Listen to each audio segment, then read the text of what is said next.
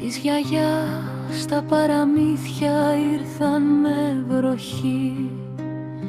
Στο δυράχι το χειμώνα βαθιά μες στην ψυχή. Στου τζακιού τη θαλπορεί με φλόγα ταπεινή, σιγό καίγε ο χρόνος σαν κρυφή ευχή. Στο φούρνο το παλιό θολοπυρωμένο ψινόταν το ψωμί ευλογημένο.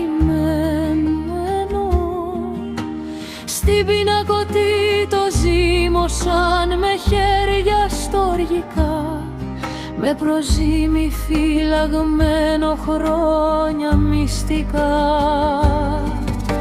Φούσκωνε το ζυμάρι κάτω απ' άσπρο πανί, σαν όνειρο που ψάχνει ανάσα για να βγει. Κι η κόρα του σαν ρόδι έσκαγε ζεστή, μοσχοβόλαγε το σπίτι γη και θαλπορεί.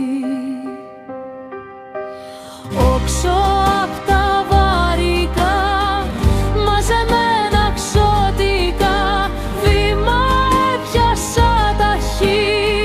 Ο Ξαντρής να μη με βρει, στου πλατάνου τη σκιά, στη βρύση την παλιά, κύκλους κάνει το νερό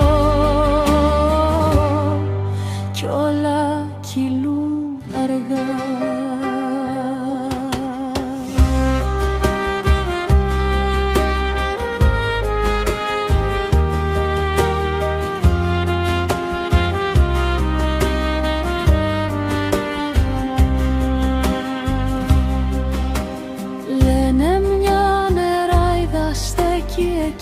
Κρυφή, δε μιλά, δε φαίνεται, μονάχη σαν πνοή. Αγγίζει το νερό κι ύστερα σιωπή. Ο ήχος στο κελάρισμα σαν παιδική φωνή. Όξω απ' τα βαρικά μαζεμένα ξωτικά, τρέχει ακόμα το παιδί στου ονείρου τα στενά, με ψωμί ζεστό στο φως και καρδιά απλή. Της γιαγιάς κρατά τα λόγια σαν χρυσή κλωστή.